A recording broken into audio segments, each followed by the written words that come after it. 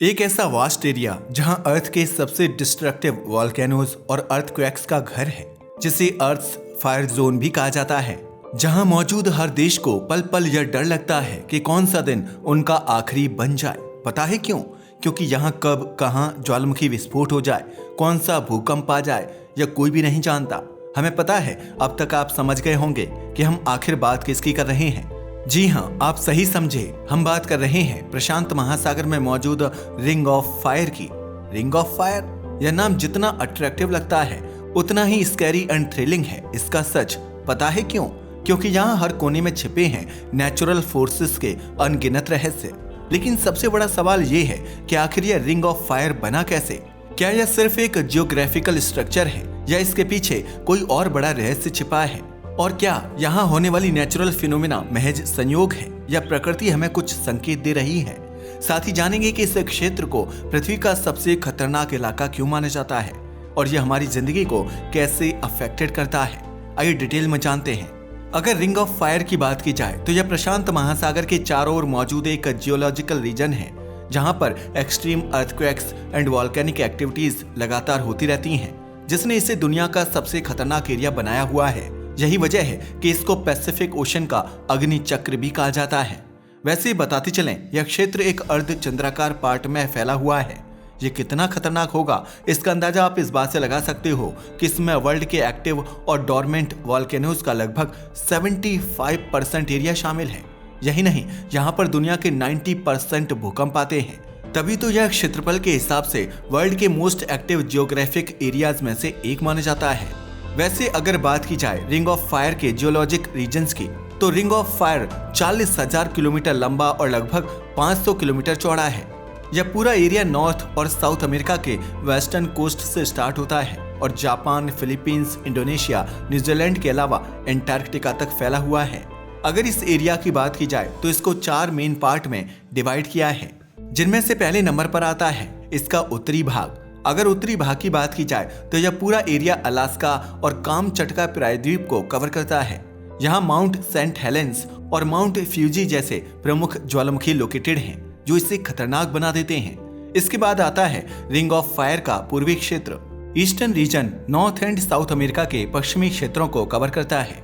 इस एरिया में ही आपको एंडीज पर्वत और कैस्केड पर्वत जैसे भूभाग देखने को मिलेंगे, जो इसे खास बना देते हैं। अब बढ़ते हैं इसके थर्ड पार्ट पर, जो है दक्षिणी क्षेत्र। अगर दक्षिणी क्षेत्र की बात की जाए तो यह न्यूजीलैंड और दक्षिणी प्रशांत महासागर के एरियाज को कवर करता है। वैसे इसका आखिरी पार्ट है वेस्ट जोन, जो जापान, फिलीपींस और इंडोनेशिया जैसे देश को कवर करता है। यही वजह है कि जापान में इतने ज्यादा भूकंप और सुनामी देखने को मिलते हैं कि हर साल जापान को खुद का फिर से पुनर्निर्माण करना पड़ता है। मगर यह काफी हैरानी की बात है कि इतनी ज्यादा खतरों को झेलने के बावजूद भी जापान आज तक सशक्त खड़ा हुआ है। खैर, वो एक अलग बात है। फिलहाल हम अपने टॉपिक पर वापस लौटते हैं। ये तो ही रिंग ऑफ फायर की जियोग्राफिक लोकेशन की बात। चलो अब बात करते हैं उस रीजन की जिसके कारण रिंग ऑफ फायर हमेशा ही सुर्खियों में बना रहता है और यह एक रहस्यमय स्थान बना हुआ है। तो उसमें सबसे पहले आते हैं तीव्र गति से आने वाले भूकंप। अगर बात करें भूकंप की तीव्रता की, या तो आप जानते ही हैं कि रिंग ऑफ फायर दुनिया के सबसे शक्तिशाली भूकंपों का घर है, जिसका अंदाजा आप इस बात से लगा सकते हो कि 1960 का चिली भूकंप हो या फिर 2011 का जापान में आने वाला तोहोकू भूकंप, यह दुनिया के सबसे शक्तिशाली भूकंप थे।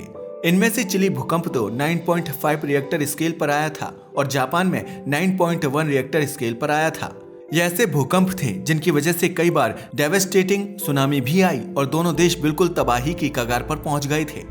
लेकिन केवल भूकंप ही इस क्षेत्र को खतरनाक नहीं बनाता, बल्कि इसका एक और रीजन है यहाँ फटने वाले ज्वालामुखी और होने वाली वॉल्केनिक एक्टिविटी। वॉल्केनोज के लिए यह स्थान कितना ज्यादा वल्नरेबल है, इसका अंदाजा आप इस बात से लगा सकते हो कि दुनिया के 1500 एक्टिव वॉल्केनोज में से लगभग 450 से ज्यादा रिंग ऑफ फायर में ही लोकेटेड है। फिर चाहे जापान का माउंट फ्यूजी हो या फिर अमेरिका का माउंट सेंट हेलेंस या इंडोनेशिया का क्रकटाओ ज्वालामुखी क्यों ना हो, यह सभी रिंग ऑफ फायर में ही लोकेटेड है, जो इसे इतना ज्यादा खतरनाक और डरावना बना देते हैं। वैसे बताते चलें कि यह भले ही इतना खतरनाक हो, लेकिन इसकी वजह से हमारे वैज्ञानिकों को बहुत इंपॉर्टेंट जानकारी भी मिलती है, जो दुनिया को समझने के लिए जरूरी है। क्या इतना डिस्ट्रक्टिव प्लेस जिसकी वजह से लाखों लोग अपनी जान गंवाते रहते हैं, उससे हमारे वैज्ञानिकों को आखिर कोई इंपॉर्टेंट इंफॉर्मेशन कैसे मिल सकती है? तो बताते चले यह वही एरिया है जहां से धरती की आंतरिक संरचना की जानकारी मिलती है, या फिर यूं कहें कि रिंग ऑफ फायर का अध्ययन करने से धरती की आंतरिक संरचना और प्लेट टेक्टोनिक्स के बारे में महत्वपूर्ण जानकारी मिली है। एक्चुअल में वैज्ञानिकों ने यहाँ से ये समझा है कि धरती की पपड़ी ठोस होते हुए भी कॉन्टिन्यूअस डायनेमिक है। यहीं से पता चला है प्लेट्स के मूवमेंट के बारे में। तो हुआ ना यह एक इम्पोर्टेंट प्लेस। अब आगे बढ़ते हैं और जानते हैं उन सारी घटनाओं को जो रिंग ऑफ फायर की वजह से हुई हैं, जिसका खामियाजा दुनिया को भुगतना पड़ा। असल में ये 2004 की बात है, जब इंडोनेशिया के पास भूकंप और सुनामी आई थी। यह एक ऐसी प्राकृतिक आपदा थी जिसने रातों रात लाखों लोगों की जान ले ली थी और न जाने कितने लाख लोग अपने घर से बेघर हो गए थे। और इसकी वजह कोई और नहीं बल्कि यह रिंग ऑफ फायर ही था, क्योंकि इस क्षेत्र में भूकंप और सुनामी का खतरा हमेशा बना रहता है, जिसके कई मानवीय प्रभाव भी देखने को मिलते हैं। एक्चुअल में रिंग ऑफ फायर में बसे देश की बढ़ती आबादी इन खतरनाक जियोलॉजिकल इवेंट्स के खौफ में रहती है। भूकंप, ज्वालामुखी और सुनामी के कारण यहाँ जान माल का भारी नुकसान होता है, जो वर्ल्ड इकोनॉमी पर भी बुरा इम्पैक्ट डालता है। पता है क्यों? क्योंकि इससे ट्रेड पर इफेक्ट होता है। साथ ही साइंटिस्ट का तो यहाँ तक मानना है कि यहाँ आने वाले अर्थक्वेक्स और वॉल्केनिक एक्टिविटीज ग्लोबल क्लाइमेट पर प्रभाव डाल सकती हैं, जैसे कि बड़ी वॉल्केनिक इरप्शन से कार्बन डाइऑक्साइड या सल्फर डाइऑक्साइड जैसी गैसों का एमिशन होता है, जो वातावरण में बदलाव का कारण बन सकता है। इनफैक्ट इस संबंध में स्टडी भी की जा रही है कि रिंग ऑफ फायर की एक्टिविटीज क्लाइमेट पर किस तरह इफेक्ट डाल सकती हैं। एक्चुअल में जब बड़े ज्वालामुखी फटते हैं तो वह वातावरण में भारी मात्रा में राख और गैस छोड़ते हैं, जो climate change and global warming का कारण बन सकता है। लेकिन आज जब हमने साइंस एंड टेक्नोलॉजी के फील्ड में इतनी तरक्की कर ली है, तो क्या फिर भी हमारे वैज्ञानिकों के पास क्या इसका कोई समाधान नहीं है, या उन्होंने कभी इसके सॉल्यूशन के बारे में जानने की कोशिश नहीं की? ऐसा नहीं है कि हमारे वैज्ञानिकों ने इसे समझने की कोशिश नहीं की है। बताते चलें, इस क्षेत्र में टॉर्नाडोज, सुनामीज एंड अर्थक्वेक्स जैसी नेचुरल डिजास्टर्स के कारण होने वाले डैमेज को कम करने के लिए साइंटिफिक रिसर्च होते आ रहे हैं, और इसके लिए various forecasting models, safety measures और डिजास्टर मैनेजमेंट प्लान्स पर काम किया जाता है।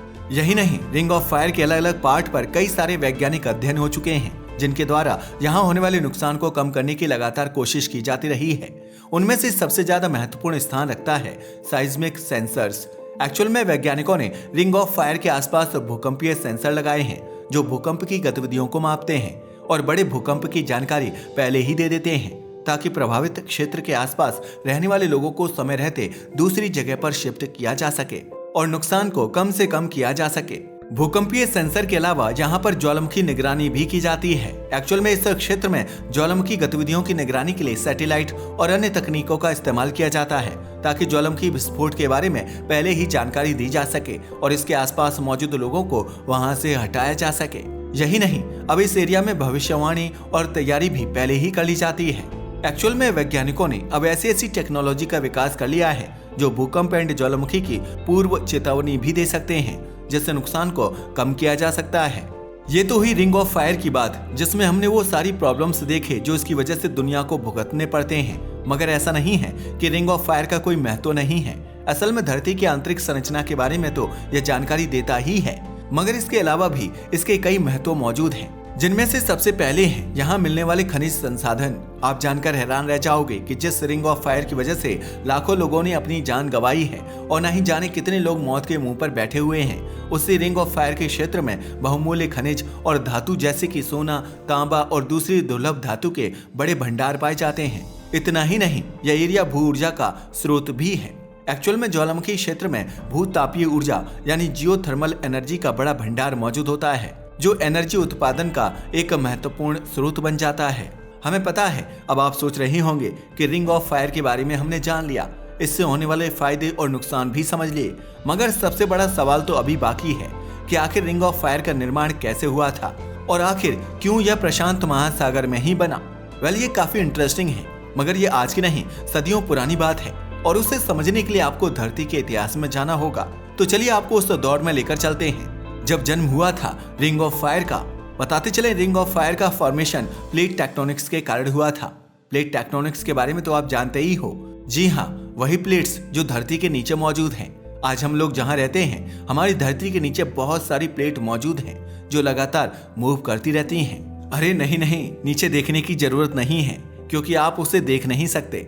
ऐसा इसलिए क्योंकि ये बहुत अंदर की गतिविधियां होती हैं जिसका पता केवल ज्वालामुखी के टाइम पर ही लगता है। बताते चले, धरती की पपड़ी यानी कि क्रस्ट बहुत सारी टेक्टोनिक प्लेटों में डिवाइडेड है जो लगातार मूव करती रहती हैं। यह प्लेटें या तो एक दूसरे से टकराती हैं यानी कन्वर्जेंस करती हैं, या फिर एक दूसरे से दूर हो जाती हैं यानी इनका डाइवर्जन हो जाता है। इसके साथ साथ ये एक दूसरे के आसपास भी सरकती रहती हैं और इन्हीं की वजह से रिंग ऑफ फायर का निर्माण हुआ था। असल में रिंग ऑफ फायर के अंडर मोस्टली प्लेसेस पर ओशियनिक प्लेट्स कॉन्टिनेंटल प्लेट्स के नीचे खिसक रही हैं, जिन्हें सबडक्शन जोन कहा जाता है। असल में जब महासागरीय प्लेटें महाद्वीपीय प्लेटों के नीचे जाती हैं तो वे गर्मी और दबाव की वजह से पिघल जाती हैं, क्योंकि आप तो जानते ही होंगे कि बाहर से सुंदर दिखने वाली हमारी धरती के अंदर गर्मी मौजूद है। तभी तो ये प्लेटें अंदर जाकर गर्मी और दबाव की वजह से पिघल जाती हैं, जिससे मैग्मा यानी लावा बनता है और यह लावा सतह पर आकर ज्वालामुखी का निर्माण करता है, जिसकी वजह से रिंग ऑफ फायर में इतनी सारे ज्वालामुखी मौजूद हैं। ये तो हुई ज्वालामुखी की बात। चलो अब आते हैं भूकंप आने की वजह पर। असल में सबडक्शन जोन में प्लेटों के टकराने की वजह से जबरदस्त फ्रिक्शन एंड प्रेशर भी पैदा होता है। यह फ्रिक्शन प्लेटों के बीच लगातार तनाव को बढ़ाता है, जो इवेंचुअल अर्थक्वेक एंड सुनामी का कारण बन जाता है। और जब यह मैग्मा सतह पर पहुंचता है तो ज्वालामुखी फट जाते हैं। वैसे ही बताते चलें कि इसके लिए सबसे ज्यादा जिम्मेदार प्रशांत प्लेट ही है।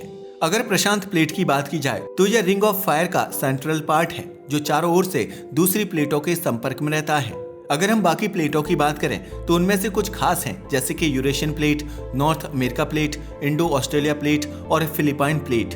यह एक दूसरे के साथ लगातार टकराव में है और यह टकराव ही रिंग ऑफ फायर को ज्वालामुखी और भूकंपीय गतिविधियों का प्रमुख कारण है।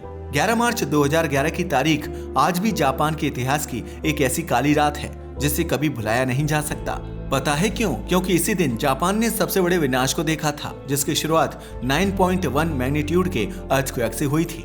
यह अर्थक्वेक इतना शक्तिशाली था कि धरती थर्रा उठी थी, लेकिन किसी को अंदाजा नहीं था कि असली तबाही अभी बाकी थी। भूकंप के कुछ ही मिनटों बाद समुद्र का पानी पीछे हटने लगा और समुद्र में 40 मीटर ऊंची वेव्स उठने लगी। सुनामी की लहरें इतनी ऊंची थी कि उन्होंने कई शहरों को निगल लिया। यही नहीं, फुकुशिमा का न्यूक्लियर प्लांट तक इस सुनामी की चपेट में आ गया था, जिससे रेडियो एक्टिव हैजर्ड और बढ़ गया था। लोग जान बचाने के लिए ऊंची जगहों पर भाग रहे थे, लेकिन लहरें इतनी तेज थीं कि हजारों लोग अपनी जान गंवा बैठे। इस आपदा में लगभग 20,000 लोगों ने अपनी जान गंवाई। लाखों लोग बेघर हो गए थे। ये कितनी खतरनाक थी, इसका अंदाजा आप इस बात से लगा सकते हो कि आज भी 2011 की वह सुनामी जापान और पूरी दुनिया को याद दिलाती है कि फोर्स ऑफ नेचर कितनी फ्राइटनिंग हो सकती है। इन लास्ट, अगर रिंग ऑफ फायर की बात की जाए तो यह एक ऐसा क्षेत्र है जो मानवता के लिए खतरे और अवसर दोनों को प्रेजेंट करता है। इसका अंदाजा आप इस बात से लगा सकते हैं कि इसकी गतिविधियां भले ही विनाशकारी हैं, मगर यह क्षेत्र हमें एनर्जी डेवलपमेंट, रिसोर्सेज और एनर्जी प्रोडक्शन के अनगिनत अवसर प्रदान करता है। असल में रिंग ऑफ फायर की स्टडी धरती के भीतर की कॉम्प्लेक्स प्रोसेसेस के साथ साथ ग्लोबल एनवायरनमेंट पर इसके प्रभाव को समझने में भी हेल्प करता है। यही नहीं, अब तो वैज्ञानिकों और इंजीनियरों के अथक प्रयासों से यहाँ आने वाली आपदाओं से भी निपटने और उसके संसाधनों का उचित उपयोग करने की कोशिश की जा रही है। वैसे आपका इसके बारे में क्या ख्याल है, हमें कमेंट करके बताना ना भूलें। साथ ही अगर आपको हमारी वीडियो पसंद आई हो तो इसे लाइक करें और हमारे चैनल को सब्सक्राइब करें। धन्यवाद।